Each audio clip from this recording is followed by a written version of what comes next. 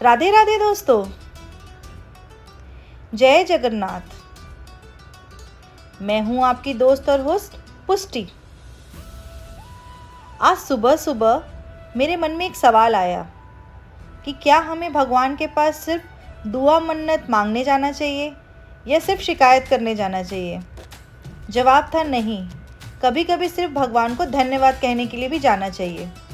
हम अक्सर वो ढूंढते रहते हैं जो हमारे पास नहीं है, पर कभी ये नहीं देखते कि भगवान ने हमारी झोली में इतने प्यार से कितना कुछ भर रखा है। इसी सोच के साथ मैं अपने आराध्य को धन्यवाद कहने के लिए इस्कॉन टेम्पल निकली थी और उनको कहना चाहती थी मिलकर कि धन्यवाद, आपने मुझे मेरे जीवन में इतना कुछ दिया।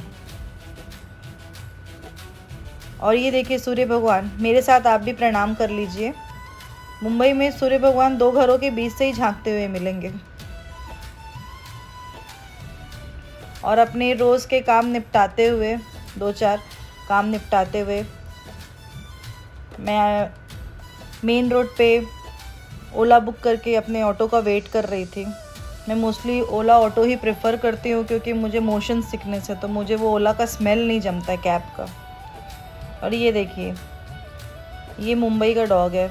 चारों पैर में इसके शूज़ है ताकि इसके पैर गंदे ना हो जाएं। और मेरा ओला आ गया था। भैया को मैंने OTP दिया और मैं निकल गई श्री श्री राधा गोविंद मंदिर की तरफ।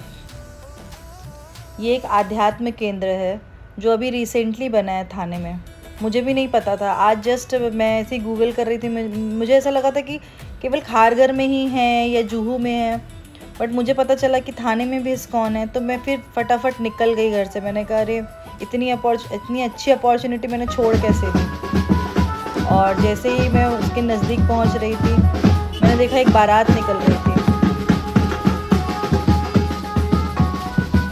और लोग इतना मज़े से नाच रहे थे ना, खड़े होके मैं भी देख रही थी। मुझे भी नाचने का मन कर रहा था। और इसके साथ ही हम मंदिर पहुंच गए थे, मंदिर प्रांगण। थोड़ा सा मैं हेजिटेट हो रही थी ये सोच के कि कहीं किसी को ऑब्जेक्शन ना हो शूटिंग में, बट ऐसा कुछ था नहीं। यहाँ पर किसी ने मना नहीं किया, इसलिए मैं भी फ्री होके शूट कर रही थी। और ये मंदिर प्रांगण है। यहाँ पे साइड में लाइन से शू रैक बना हुआ है। यहाँ पे मैंने अपने शूज़ उतारे और हाथ धोकर मैं मंदिर की तरफ बढ़ रही थी।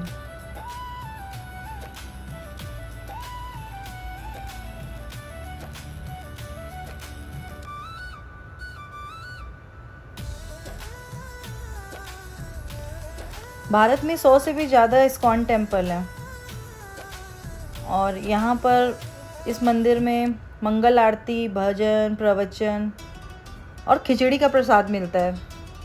मुझे इतना अच्छा लगता है ना खिचड़ी का प्रसाद। मैंने यहाँ पे उनसे पूछा भी एक पंडित जी से कि प्रसाद मिलेगा कब, तो उन्होंने बोला शाम को 4:30 बजे मिलता है। बहुत ही टेस्टी होता है यहाँ का प्रसाद। और यहाँ पर मैंने थोड़ा अलग देखा, एक तुलादान था। यहाँ पे तराजू रखा हुआ था जिसमें एक साइड में जिसके इक्वलेंट दान करना है उसको बैठना, और दूसरी साइड में गीता रखते हैं, गीता भागवत, और उनकी वज़न का गीता भागवत या अनाज जो रहता है वो डिस्ट्रीब्यूट करते हैं लोगों को फ्री ऑफ कॉस्ट। और यहाँ पर पूजा का सारा सामान मिल रहा था। और ये एक छोटा सा गार्डन था साइड में। और आइए मैं आप लोग को दिखाती हूँ, एक पिक्यूलियर सी चीज़ थी यहाँ पर, मुझे देखने में भी थोड़ी अजीब लग रही थी। ये एक रूम बना हुआ था जिस पे लिखा था डेंजर रूम, मतलब ये इलेक्ट्रिसिटी से रिलेटेड कोई रूम होगा। अभी मुझे लॉजिक ये नहीं समझा इसको गोल्ड प्लेटेड क्यों किया था। इसको नॉर्मल भी रख सकते थे, बट मुझे लगा शायद इसके पीछे कुछ लॉजिक होगा या ब्यूटिफिकेशन के पॉइंट ऑफ व्यू से रखा होगा। एनीवेज, चलिए भगवान जी का दर्शन करते हैं। मैं सुबह सुबह आ गई थी ना, इसलिए थोड़ा भीड़ से बच गई। और मेरे ऑटो से आने का पर्पस भी ये था क्योंकि यहाँ पे पार्किंग नहीं मिलती इजीली। और यहाँ पर हरे राम हरे कृष्णा की मतलब गूंज चालू थी। बहुत सुकून लग रहा था।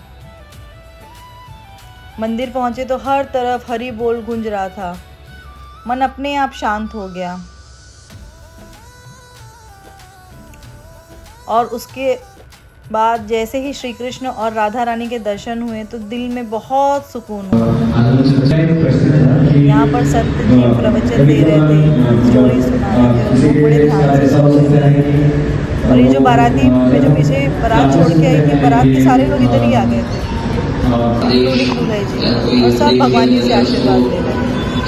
मैंने भी भगवान जी से आशीर्वाद लिया और मैं निकली और यहाँ पे फोटो सेशन चालू हो गया था एकदम। थोड़ा साइड से मैंने वॉक करते हुए निकली और मैंने देखा कि यहाँ पर ये कुछ आर्ट मतलब ये स्तंभ जैसा था जिसमें दिए जलते हैं, मुझे बताया मेन एकादशी या कोई फेस्टिवल होता है, बड़ा फेस्टिवल मंदिर में सत्यवाणी सुनी, बहुत अच्छा लगा। मैंने आपको पूछा, मैंने बताया था तो आप आने देते थे।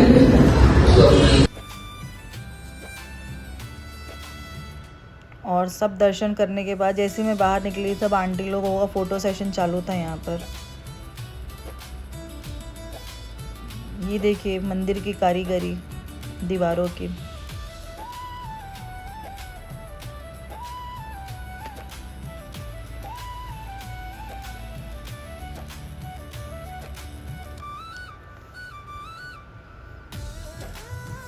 और मैं यहाँ से दर्शन करके निकल रही थी, मैंने सोचा ओला बुक कर लेती हूँ। फिर मैंने देखा कि यहाँ से लगभग 2 किलोमीटर की दूरी पर इनका इस्कॉन का ही श्री जगन्नाथ टेम्पल भी है। तो मैंने सोचा कि अगर आए हैं और भगवान की मर्ज़ी है तो चलो आज दोनों मंदिरों का एक साथ दर्शन कर लिया जाए। और मैं फटाफट निकल गई। ये देखिए आरती और दर्शन का समय है यहाँ पर, कितने बजे क्या होता है। और यहाँ के दर्शन के पश्चात मैं निकल गई थी श्री जगन्नाथ टेम्पल के दर्शन के लिए। यहाँ पर एक साइड में कैंटीन भी था, यहाँ पर लोग ब्रेकफास्ट कर रहे थे और एक छोटा सा गार्डन बना के रखा हुआ है। ये रेसिडेंशियल एरिया के बीच में बनाया हुआ मंदिर है, तो जैसे बहुत बड़ा मंदिर नहीं है बट बहुत अच्छा मंदिर है। यहाँ से दर्शन करने के बाद जैसे मैं यहाँ पे श्री जगन्नाथ मंदिर पहुँचती हूँ, मंदिर ऊपर है, ऐसा लगा था कि ग्राउंड फ्लोर पे मंदिर होगा, पर पता चला कि मंदिर था फर्स्ट फ्लोर पे। भगवान जी मुंबई में भी फर्स्ट फ्लोर, पूरा फर्स्ट फ्लोर पे मंदिर ही है। और ये मेरे लिए एक हिडन जेम था, मैंने एक्सपेक्ट नहीं किया था कि ऐसा भी कोई मंदिर है यहाँ पर। और मैंने मज़े की बात है ये मैंने खुद से एक्सप्लोर किया था, क्योंकि मैं काफ़ी साल से थाने में हूँ तो मुझे पता ही नहीं था कि यहाँ पर ये मंदिर है। और चलिए हम सब मिलकर साथ में श्री भगवान जगन्नाथ के दर्शन करते हैं। वो देखिए हमारे जगन्नाथ बाबा इधर बैठे हुए हैं, विराजमान हैं। और ये देखिए जैसे ही जगन्नाथ भगवान के दर्शन यहाँ पर ये इस्कॉन टेम्पल की सीढ़ी, अगर ध्यान से ना देखेंगे तो आपको लगेगा दो पल के लिए कि सीढ़ी में कोई बैठना है, बट अगर देखेंगे करीब जाकर देखेंगे तो वो एक मूर्ति होती है हर इस्कॉन। और जैसे ही श्री जगन्नाथ भगवान के दर्शन हुए मुझे एक्चुअली ये फीलिंग आ रही थी जैसे पूरी हो जाती भगवान ने मुझे यही बुला लिया। जय जगन्नाथ।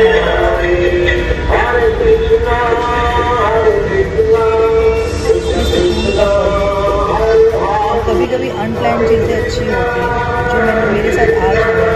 मेरी कुछ प्लानिंग में नहीं था, मैं सुबह उठी और दर्शन के लिए निकल गई। तो लाइफ में कभी कभी अनप्लान चीज़ें भी होनी चाहिए।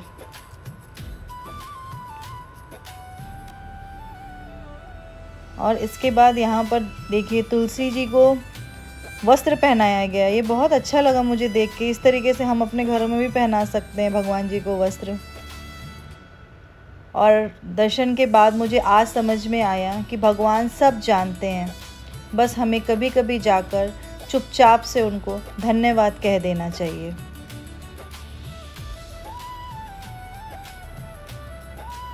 भगवान के दर्शन के बाद मैं सीधे गई स्ट्रीट साइड में इडली वड़ा खाने के लिए। मतलब यहाँ पर सुकून कंप्लीट, एक तरफ भगवान की पूजा और दूसरी अपनी पेट पूजा।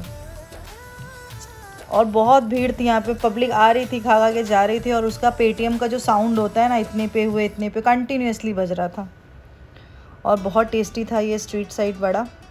इडली। और ये सब खाने पीने के बाद मैं रिटर्न जर्नी अपने घर की तरफ शुरू किया मैंने। उम्मीद करती हूँ कि आपको मेरा मिनी व्लॉग ज़रूर पसंद आया होगा। Thank you for watching.